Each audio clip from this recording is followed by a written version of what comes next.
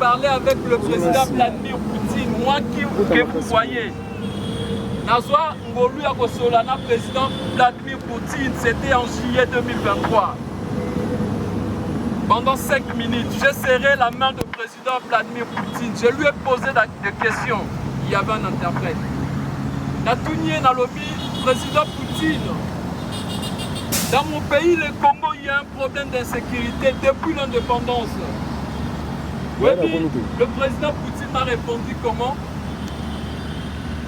Atalingaï Aseki. Ayebi Singaï, pendant la table ronde, Bakabola Kimbo Kanabiso, Nabiteni Ebele. Mais on me tourne la question pourquoi le plus grand pays de l'Afrique noire, qui est la République démocratique du Congo, a fait si on a petite puissance qui est la Belgique. Ça doit nous faire réfléchir. Oyo Ali n'a pouvoir que par rapport à la grande roi d'Allemagne, des Anglais. Mais Belgique n'aime pas au cannabis. Pourquoi? Parce que c'était juste un semblable.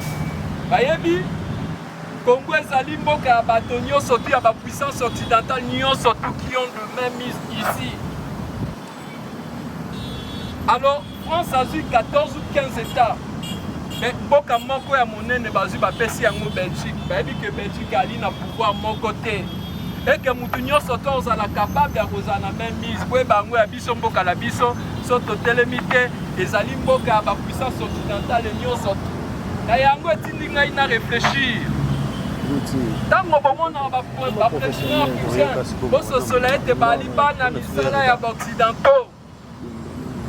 Il ne faut jamais oublier cela que le président africain, Baliban Moussa, Bana Misala, le petit, petit à course, petit bitinda occidentaux.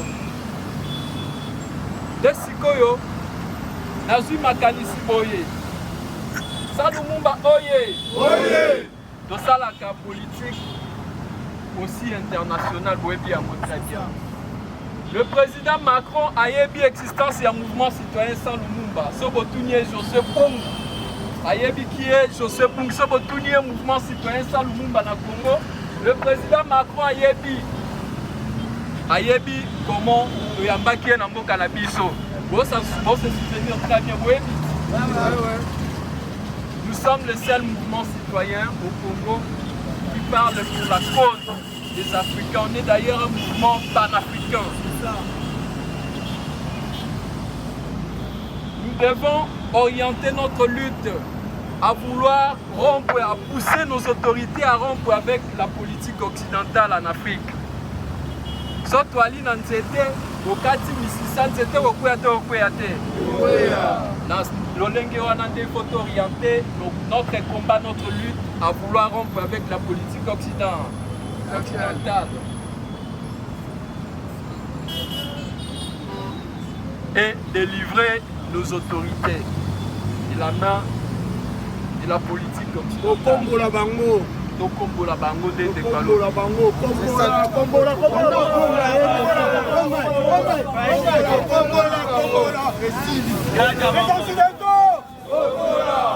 Macron, les jouisseurs, Ok. Voyez bien, n'envoie même la biso. L'homosexualité dans le cannabis. Macron, Tango biso tolobi. Tosala makambo yo ezali motuya. Bango bazoya ko proposer biso loi ya homosexualité. Biso tondi mo ezali homosexualité.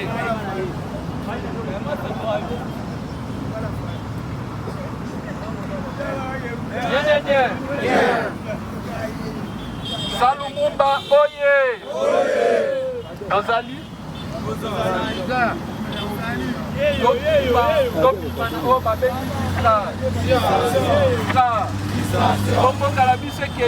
Il faut conscience corps. Conscience collective.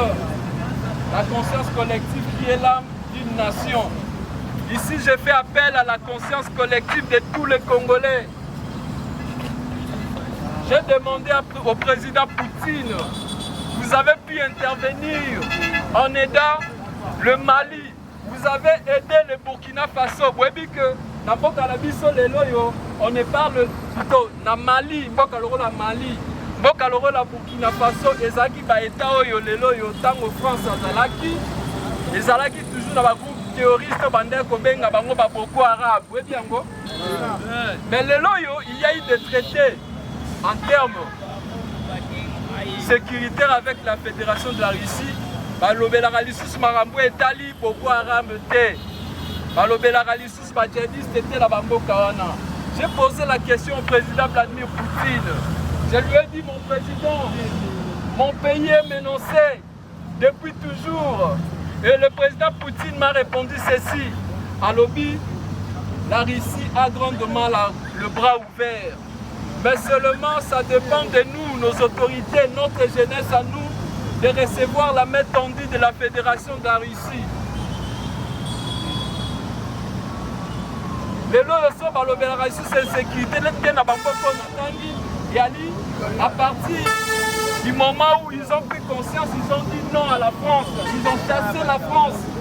Au Burkina Faso, la France a été chassée. Au Mali, la France a été chassée. Et aujourd'hui, on ne parle plus de Boko Haram.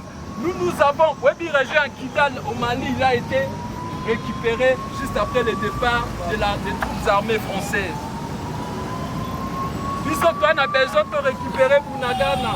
Nous avons besoin de l'autre récupérer Goma.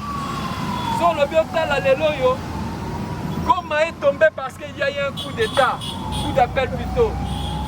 Goma est tombé parce qu'il y a eu un coup d'appel de la France, donnant lieu ouvrant plutôt les frontières.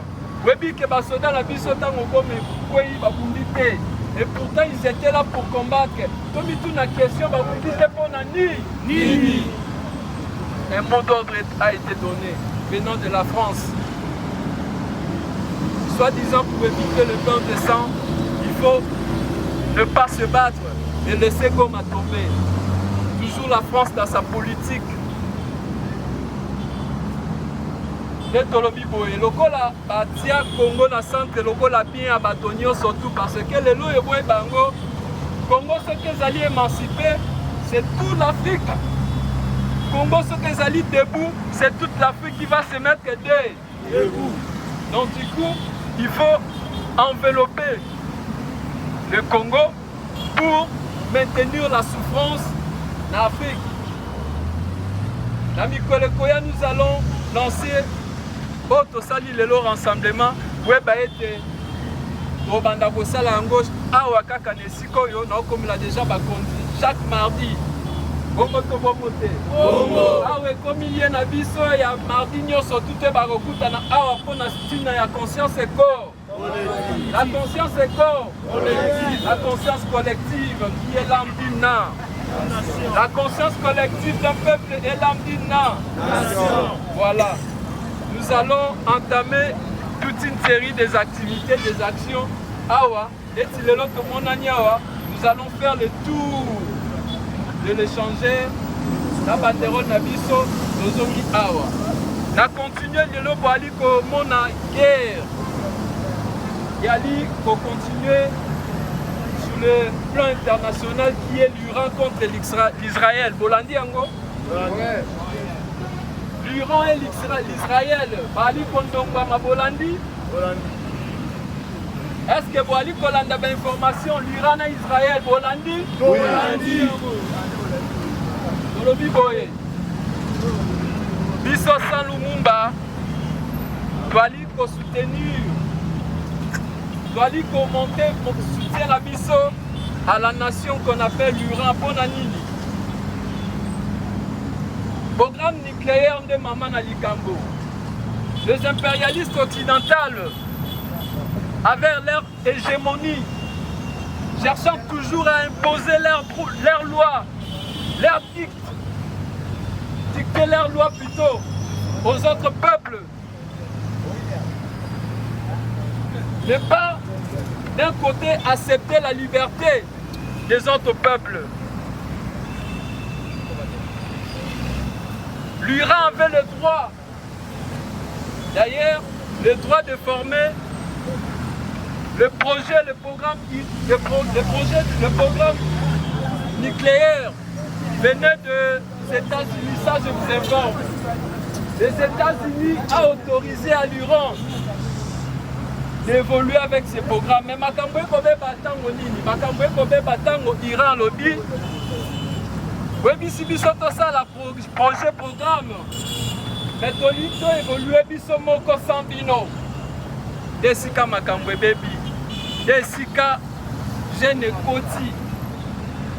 Parce qu'ils ne veulent pas que l'Iran a évolué dans le programme wana yemoko baza toujours na même mise. Étant donné que l'Israël n'a pas traité Etali makambo ya programme nucléaire, l'Israël n'avait pas droit d'avoir les armes nucléaires. Mais on n'inquiète jamais l'Israël. C'est plutôt l'Iran qu'on inquiète.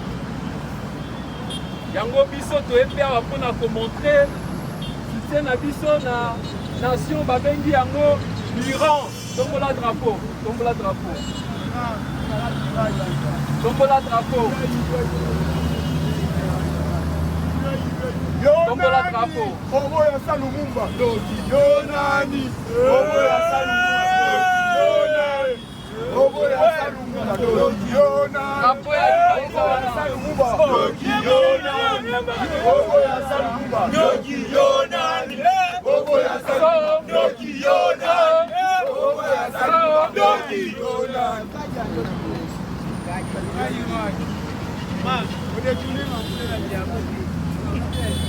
Vive l'Iran, vive l'Iran, vive l'Iran, Vive l'Iran. soutien à l'Iran, soutien à la Russie, soutien à la Palestine.